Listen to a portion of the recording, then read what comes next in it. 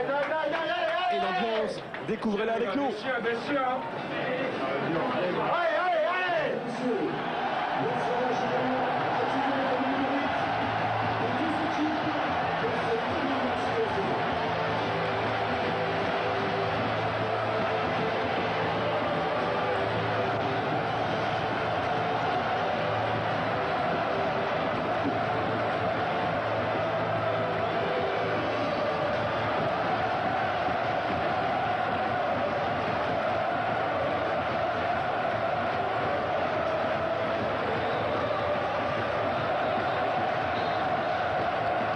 Découvrez le groupe Lensois, entrée magistrale des deux équipes sur la pelouse de Gerland. La bonne nouvelle, j'allais dire la bonne nouvelle, mais plus encore un tout petit peu, c'est que la pluie s'est calmée après une énorme averse il y a une demi-heure, mais la pelouse elle a été bichonnée, choyée par les jardiniers du... À noter, Grégoire, dans cette rencontre, c'est que les deux équipes vont systématiquement vers l'avant.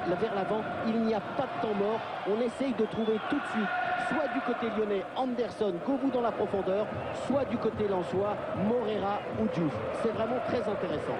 Et toujours ce duel qu'apprécie, il a raison de le suivre, Jean-Jacques Amsalem. Ce duel entre Sidney Govou et Adama Koulibaly. Il est passé. Cette fois-ci, Sidney Govou, il a évité le tacle. La frappe et l'ouverture du score de Sidney Govou après 7 minutes en première période.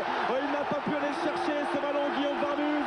Et pour la première fois, après avoir gagné son duel, après avoir accéléré, Sidney Govou fait la différence. Pour l'instant, après 7 minutes, c'est Lyon provisoirement qui est champion de France. Et vous l'avez dit, Grégoire, cette accélération de Govou face à Koulibaly. Regardez, contrôle orienté, accélération derrière. Il va mystifier Jean-Guy Wallem.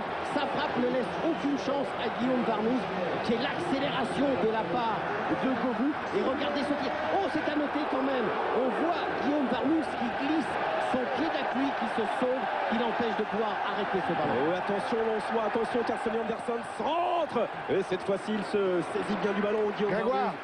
Oui, juste une image, regardez la place Bellecour, tout près de vous à Gerland, qui a explosé de joie sur le but inscrit par Sidney Govou. Allez, on reste avec vous.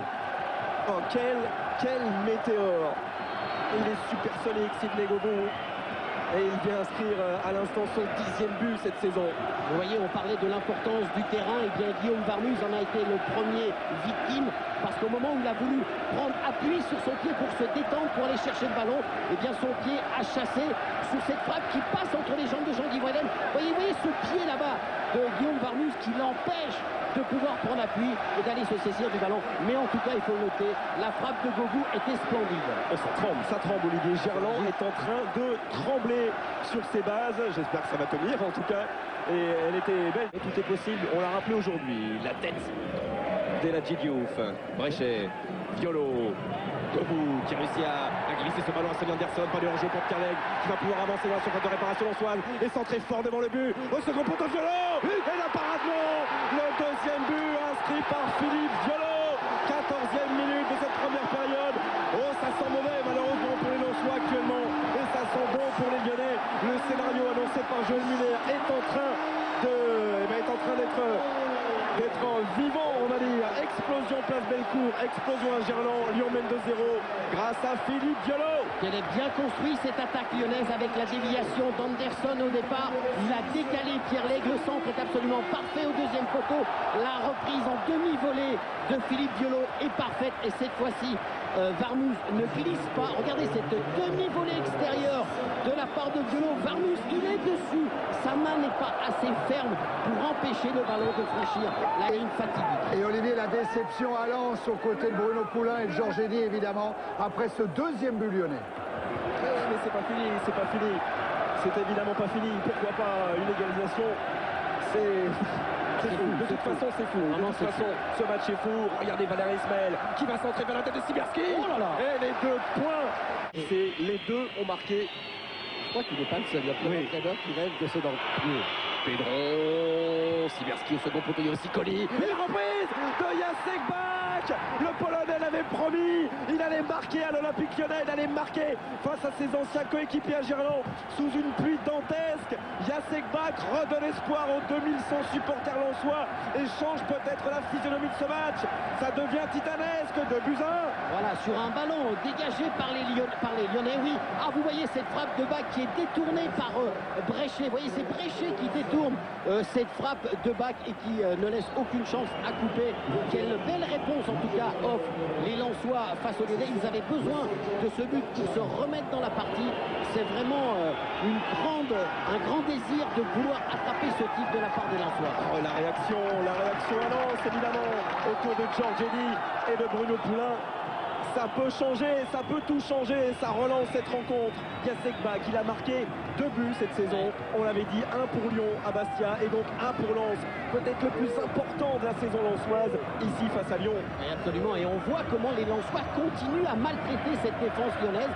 On a vu encore une fois Blanchard prendre le dessus sur Chadley et c'est Pedro qui s'offre encore un coup franc très intéressant. Mais elle est folle, elle est complètement folle cette finale. Stéphane Pedron face à un mini-mur lyonnais composé de 2 joueurs qui le dévient. Ce coup franc de Stéphane Pedron en reprise de Blanchard qui n'ira pas inquiéter Grégory Coupet.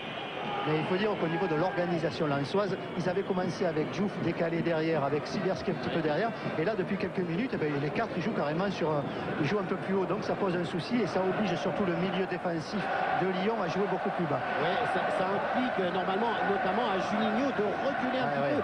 Juninho qu'on avait beaucoup vu au début du match, Laurent, en train d'organiser. Stéphane Guy. Ouverture du score pour l'Olympique de Marseille. 5 minutes après la reprise, ouverture du score avec le duo africain de l'OM qui a frappé Bakayoko pour Lamine Sako. Et Lamine Sako qui du plat du pied va ajuster Rudy Rioux, Rudy Rioux. Lamine Sako qui salue le public qui n'est pas venu en masse ce soir au stade Vélodrome. On va la revoir cette action. Regardez le bon travail d'abord de Bakayoko.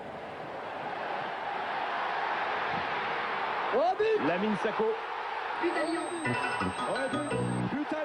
but de Pierre Lègle. But de Pierre Lègle, Thierry, le 3e but servi. Oh, il était pratiquement seul face à Guillaume Varmus. On va revoir le ralenti, Olivier. En tout cas, ça fait 3 buts à 1 après un peu plus de 5 minutes en seconde période. L'ancien Ch'timi vient crucifier les siens peut-être. Le ballon qui a été détourné, Grégoire, c'est pour ça que Guillaume Varmus a été surpris. On voit le travail de Juninho qui va décaler Pierre Lègle. Gros travail de Juninho. Il décale Pierre Lègle et au moment de la frappe, eh bien Jean-Guy Wallem vient toucher le ballon qui vient lober Guillaume Varmus. Guillaume Varmus ne peut absolument rien. Ce ballon est freiné, mais donne cette possibilité de lob à cette frappe lyonnaise. 3e but pour les Lyonnais. Oh, quel sentiment contrasté là doivent être actuellement présents dans la tête de Pierre Lègle. Explosion place Bellecour évidemment. Explosion dans les tribunes de Gerland et ce 3e but à la 53e minute de cette rencontre. Et un peu la même chose au niveau de l'entame de match du côté lensois.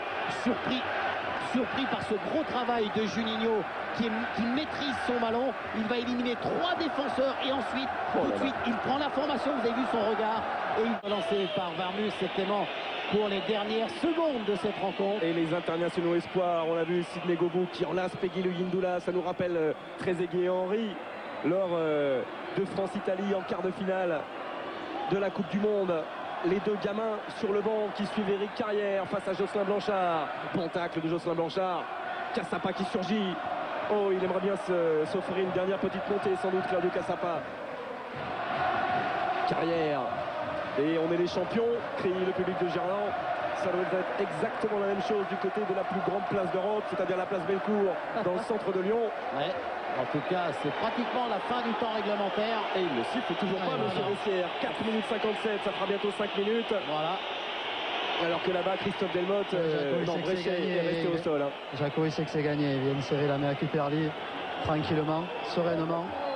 Et nouveau coup de sifflet, ce sera sans doute le dernier de monsieur Vessière pour cette faute sur Corridon. La faute de Pierre Lègle. Il va prendre le ballon. C'est fini, dit Sonny Anderson. Il va prendre le ballon. Il va prendre le ballon. Il va prendre le ballon. C'est fini. C'est fini pour la première fois dans son histoire. L'Olympique Lyonnais est champion de France.